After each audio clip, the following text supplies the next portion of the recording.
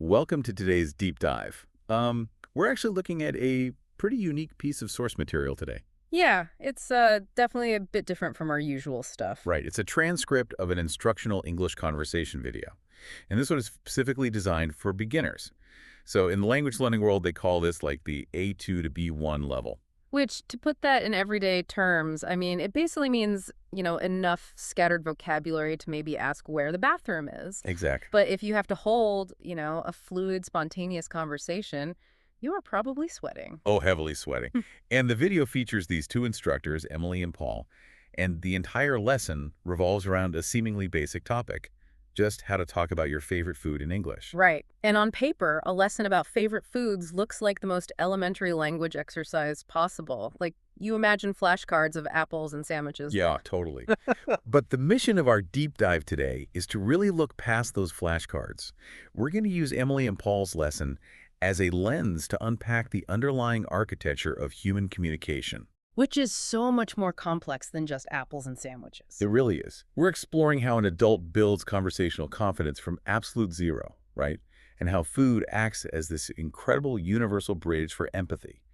And ultimately, how the paralyzing fear of perfection is like the single biggest obstacle to human connection. Yeah, that fear of making a mistake. Exactly.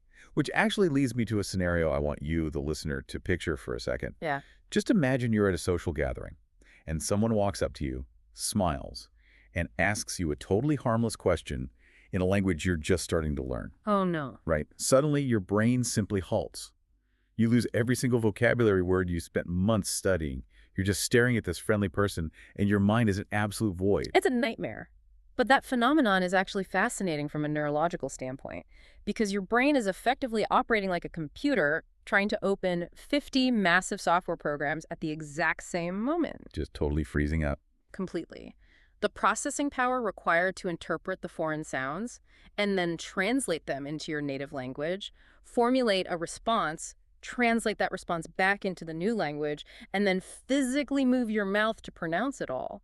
It just overwhelms the system. It's a massive spike in cognitive load. Exactly. The brain basically trips its own circuit breaker to protect against the surge, and that results in that terrifying blank mind. A linguistic circuit breaker. I love that. And that perfectly frames where our source material actually begins today, because the instructors, they don't shy away from that panic. No, they tackle it head on. Yeah, Emily opens the video by describing that very scenario.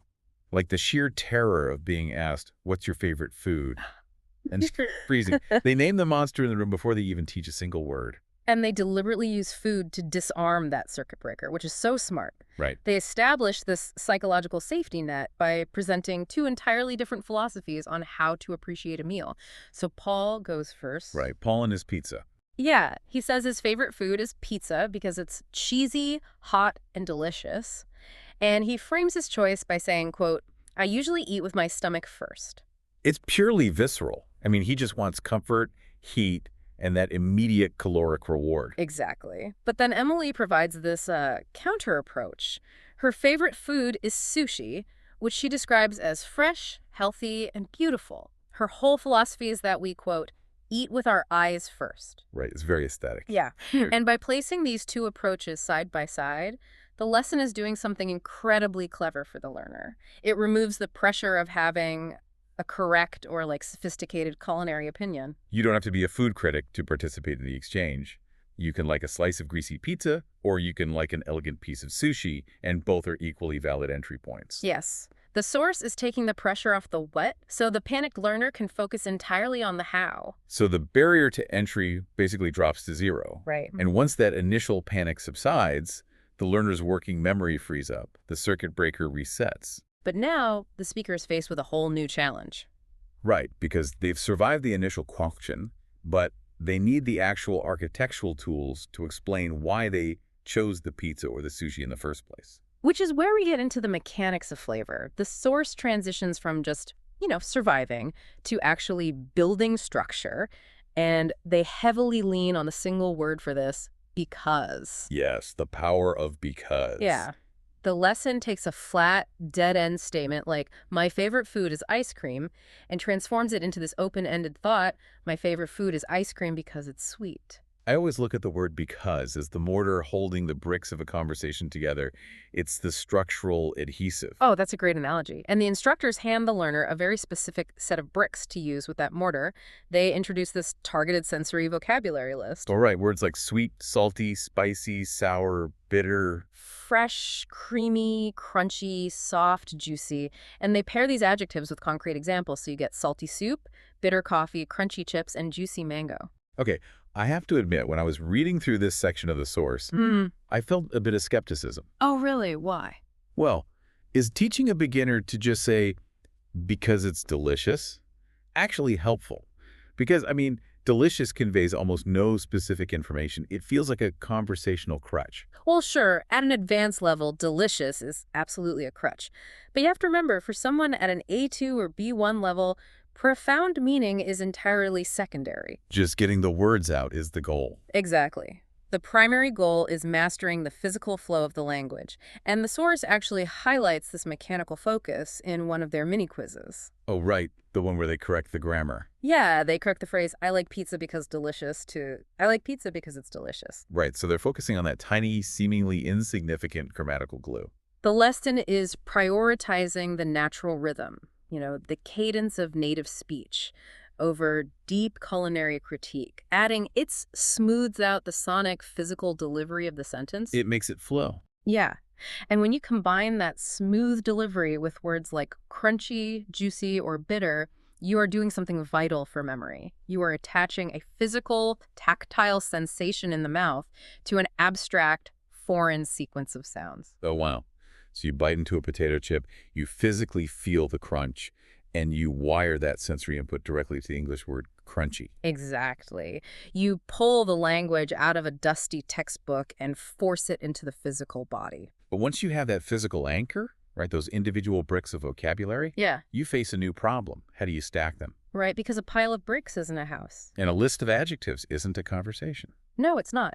And that transition from isolated sentences to actual human storytelling is really where the source material shines. The instructors demonstrate how to synthesize all these scattered thoughts into a narrative. They use that specific example about biryani, right? Yes, the biryani example. They don't just dump a paragraph on the learner, they layer it systematically. So they start with the star character of the story stating, "My favorite food is biryani." Then they add a character motivation, explaining, "I like it because it's spicy and full of flavor." Right, using the mortar. Exactly. Next, they introduce a supporting character. "My mother cooks it every Sunday." And finally, they cap it with an emotional resolution. "We eat it together as a family." That is so efficient. In 4 brief sentences, the learner has moved from a basic statement of preference to sharing this vivid, intimate window into their personal life. It's real communication. It really reads exactly like a micromovie script. You have your characters, your motivation, setting, and that emotional payoff. I love a micro movie. And this methodology subtly shifts the learner's brain away from rote memorization and toward deep emotional investment. Which is huge for retention. Massive. When Emily talks about her mother making amazing soup, or when Paul mentions his grandmother being the best cook in his family, they are explicitly linking foreign vocabulary to powerful, happy memories. Because emotion is one of the strongest adhesives for human memory. Exactly. You aren't just trying to remember the letters that spell soup. You're recalling the warmth of a childhood kitchen. Which totally explains why the source frames global cuisine as a cultural map. They meticulously list out Italy and pizza, Japan and sushi, Mexico and tacos, India and biryani, Turkey and kebabs, China and dumplings. Yeah, they present the act of trying new food and talking about it as this primary tool for learning about cultures and making friends. It's like food uniquely bypasses our deeply ingrained tribal psychology. Oh, absolutely. When we encounter someone from a vastly different background, our brains naturally look for differences, which can create conversational friction. Right, we could have guards. We do. But the need for sustenance, the enjoyment of flavor, the memories of family meals, these are universally shared human experiences. You do not need to understand a country's complex political history to appreciate the care that goes into folding a dumpling. The dumpling itself becomes a diplomatic passport. It establishes immediate common ground and creates instant empathy between total strangers. That's a beautiful way to put it. The dumpling as a passport. But, storytelling and empathy are beautiful concepts, but language also has to serve cold, hard logistical functions. We have to navigate the real world. Sadly, yes. We can't just talk about grandmothers all day. Right. We get hungry, we stand in line at a restaurant, and we have to extract food from a stranger behind a cash register. Right. And the source actually shifts into practical application here with a restaurant role play, centering on the phrase, "I'd like." As in, I'd like a cheeseburger and fries, or I'd like grilled chicken with rice. Learning to say "I'd like" instead of "I want" feels like unlocking a cheat code for cultural politeness in the English-speaking world. It really is a cheat code. It softens the demand, which significantly lowers the interpersonal friction of a transaction. If you walk up to a counter and just say, "Give me a burger," you create an adversarial dynamic. It feels aggressive. Very. But "I'd like" communicates desire while maintaining a respectful distance. It is a vital tool for someone who already feels vulnerable simply by speaking a language they haven't fully mastered yet. And that vulnerability extends to how we discuss our personal habits, too. The lesson contrasts healthy foods like vegetables, fish, and salads with what they cleverly label sometimes foods. Right, like cake, candy, and soft drinks. They emphasize the concept of balance rather than strict dietary restriction. Emily jokes about trying to eat healthy today, but fully admits she'll probably order pizza tomorrow. We've all been there. Oh, absolutely. Yeah. And Paul takes it a step further. He openly confesses that he is a terrible cook, joking that his smoke alarm knows his cooking very well. That's my favorite part of the lesson. Mine too. But why introduce self-deprecating humor like burning a dinner into a beginner language lesson? It seems kind of advanced. Well, self-deprecation is an incredibly sophisticated social diffuser. When a learner is speaking a new language, they are acutely aware of their lower status in the conversation. Oh yeah. They know they sound slightly childlike, stumbling over basic grammar. Exactly. And this can make them incredibly defensive or shy? Because they're terrified of being judged. Precisely. But when you crack a joke about your own incompetence, like constantly setting off your smoke alarm, you voluntarily lower your own status in a controlled, humorous way. Nice. You signal to the native speaker, "Hey, I don't take myself too seriously." This immediately disarms the listener. It replaces their potential judgment with empathy and amusement. Because you beat them to the punch. Right. They become vastly more forgiving of your grammatical mistakes because you have already shown them your humanity. So making fun of your terrible cooking is essentially an advanced defensive strategy. You build rapport to give yourself cover while you sort of butcher their language. That's exactly what it is. And the way they discuss dietary balance, eating a salad today but a piece of cake tomorrow, it actually feels like a parallel to the language learning process itself. The symmetry there is striking. To learn a language, you absolutely need the nutritional vegetables of grammar and syntax. You can't avoid them. No. And the lesson reinforces this with a mini quiz that forces the learner to correct the phrase "one a week" to the grammatically proper "once a week."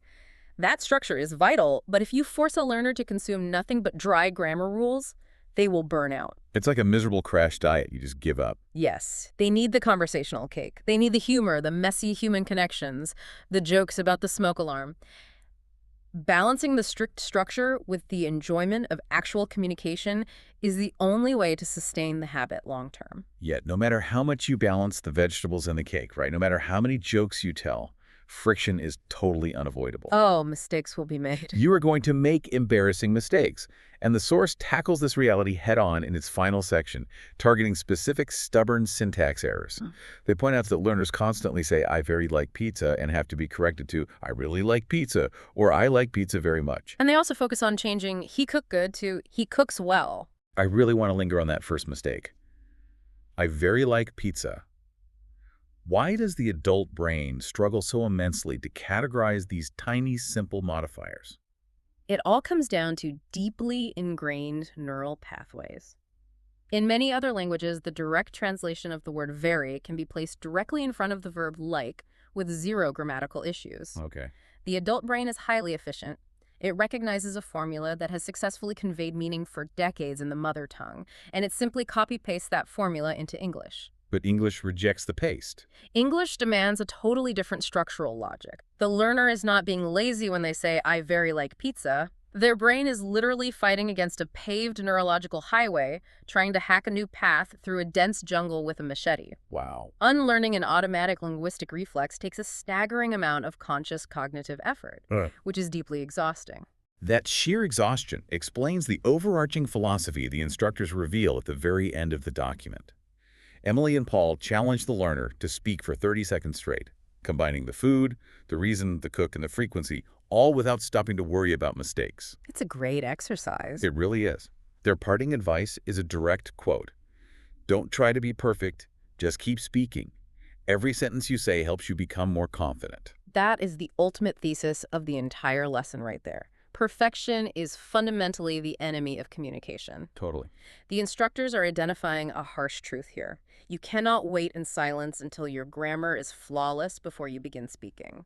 The clumsy, error-filled act of speaking out loud is the mechanism that calibrates the grammar. The friction itself is the tool. Exactly. The friction of making the mistake, being corrected, and trying again is where the actual neural pathways are formed. You have to be willing to sound foolish. Like, you have to proudly declare, I very like pizza in front of a native speaker in order to eventually learn how to say it correctly.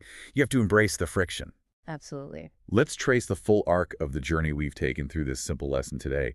Yeah. Because we began with that overloaded cognitive processor, right? The terrifying blank mind panic where every word just vanishes. And we observed how lowering the barrier to entry, choosing between the visceral stomach and the aesthetic eyes, resets that circuit breaker. Right. And then we lay down the mortar of the word because, attaching physical sensations like the crunch of a chip to abstract foreign vocabulary. Yeah. And then we combine those bricks into micro-movies, using memories of Sunday family dinners to transform transactional language into emotional storytelling. From there, we unpacked the cultural cheat code of I'd like to navigate the restaurant and analyzed how a self-deprecating joke about a smoke alarm can completely disarm judgment and build instant empathy. And finally, we arrived at the realization that fighting your own neural pathways is exhausting, but human communication is ultimately about raw connection, not grammatical perfection. The practical application for you, the listener, goes far beyond learning English. Oh, for sure. The next time you find yourself stumbling over your words, whether you are fumbling through a new language on vacation or freezing up during a high-stakes meeting at work or even struggling through a difficult conversation with a partner, remember the pizza and smoke alarm approach. Keep it simple. Exactly. Keep the structure simple. Voluntarily lower your status with a bit of self-deprecating humor to let the other person in. And above all else, do not wait for the perfect words to form in your head. Just keep speaking. Let the friction do its work. Yeah. But before we finish, there's a lingering thought I want you to mull over. We discussed how food serves as a powerful cultural map, right? How sharing a traditional complex dish like biryani or carefully folded dumplings acts as a bridge to understand vastly different human experiences. It creates a beautiful, constructive friction that forces us to learn about each other. Exactly. Yeah. But as global diets become increasingly homogenized, as identical fast food chains appear on every corner of the planet, what happens to that linguistic and cultural bridge? If every language learner in the world eventually defaults to practicing their beginner English by talking about the exact same fast food cheeseburger, do we slowly lose the rich cultural friction that makes those early clumsy conversations so deeply human in the first place? Think about it. Wow, that's a lot to chew on. It really is. Well, until next time, thanks for taking the deep dive with us.